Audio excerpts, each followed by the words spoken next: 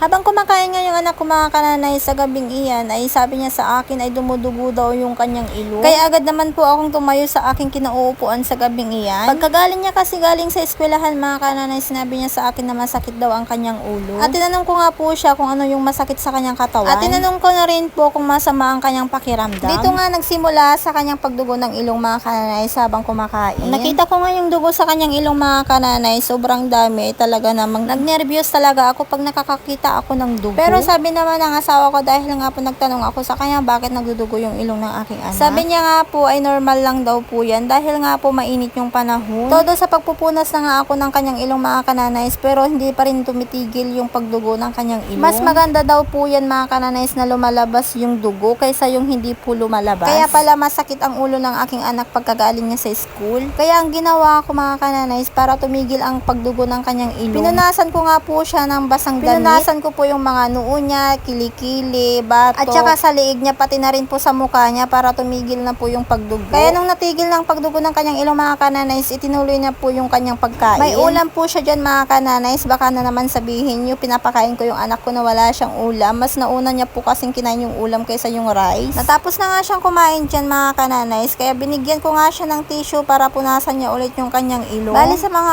araw na yan mga kananays, may sipon po talaga yung anak ko at saka may ubo din siya. Kaya kaninang umaga mga kananays, pumunta nga ako ng pharmacy para bumili nga ako ng kanyang gamot. Bali nga ito po yung binigay sa akin ng tindera doon sa pharmacy. Juice powder po yan para sa kanyang ubo. Malakas daw po yan. Kaya sabi ko, try ko muna yung isang sachet. Kasi may pagkamahalan din po yung isang sachet na juice. Kaya isa lang po yung aking kinuha or binili para itry ko nga po kung malakas po ba talaga or effective sa kanyang ubo. Kaya agad-agad ko namang tinimplahan sa gabing yan para makainom na nga po siya ng gamot at gumaling na po yung kanyang ubo. Naawa kasi ako sa mga anak ko mga kananays, lalo na po may karamdaman sila. Di bali na nga ako yung magkasakit, wag lang yung mga anak ko. Sabi ko nga sa sarili ko, kung pwede lang kunin yung kanilang karamdaman ay kinuha ko na. Kainom na nga siya ng gamot ng aking tinimpla mga kananays. Chinek ko nga siya mga kananays kung may sinat siya, kaso nga lang po sa awa ng Diyos wala naman kaya po. Yung paracetamol na nabili ko kaninang umaga ay binalik ko na nga lang po dito sa ref namin. Napainom ko na nga po siya ng gamot mga kananays, ay dali-dali ko naman kinuha po itong water kettle namin para naman po magpainit po ako ng kanilang panligo. Medyo malamig po kasi yung tubig ng kanilang panligo mga kananays, kaya magpapainit po ako ng tubig, pandagdag po sa kanilang panligo. At ito na nga, naglagay na nga po ako ng tubig dito sa timba namin. At sabi ko sana ko mga kananays, bago siya mag-shower ay talian nga muna niya yung kanyang buhok para hindi po mabasa. O kili-kili is reveal daw. Natawa pa nga siya dyan. Diba ang puti ng kanyang kili-kili? Sana all. Kumulo na nga itong pinainit ko na tubig mga kananays, kaya kinuha ko na nga po at ilalagay ko dito sa kanyang panligo. Bale, saglit lang naman po siya mag-shower dyan mga kananays dahil nga po inuubo or sinisipon yung anak ko. Kinuha na nga niya yung kanyang towel mga kananays. At sabi ko sa kanya, bilisan niya mag-shower at hindi siya pwedeng magbabad ng tubig. Diba, talagang binilisan niya talaga at talagang nakinig po siya sa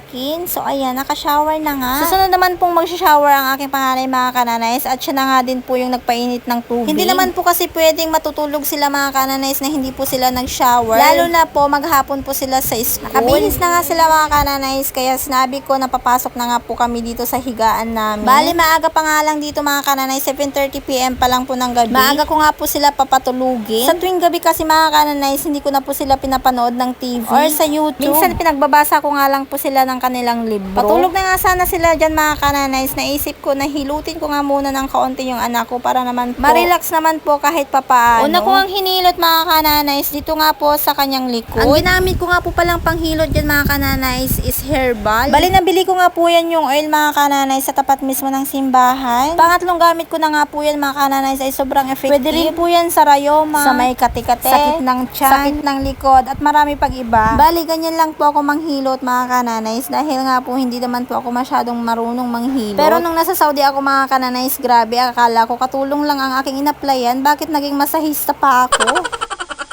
Sa tuwing may karamdaman po kasi yung nanay ng aking amo mga kananay, sa akin po siya nagpapamassage at nakaka-relax nga raw po yung aking pagmamassage kaya gustong-gusto niya kahit nga. Nakikita niya na marami kaming trabaho sa kusina. Ngayon na po tatawagan pa rin niya ako para mag-massage lang sa kanya. Pero mas gusto ko pa rin po yung magtrabaho sa loob ng bahay kaysa nagmamassage mga kananay. Kasi nga po habang po naglilinis ka po ng bahay or naghuhugas ka ng mga ginamit sa kusina tapos bigla kang magmamassage, 'di ba? Mapapas naman na po talaga yung aking kamay pag ganun po lagi. Kaya minsan tinataguan ko na nga lang po siya mga kananay.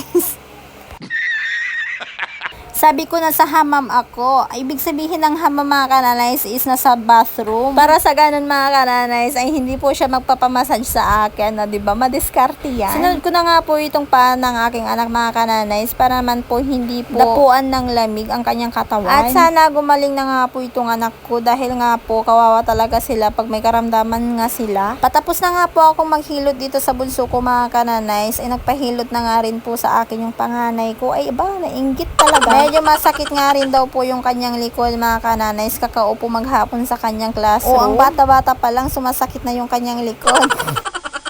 Charot lang mga kananays, bali ako nga po nagsabi sa kanya na hilutin ko rin po yung kanyang likod para hindi po dapuan ng lamig. At bago na naman po matapos ang aking video mga kananays, don't forget to subscribe my YouTube channel and don't forget to share and like. God bless everyone!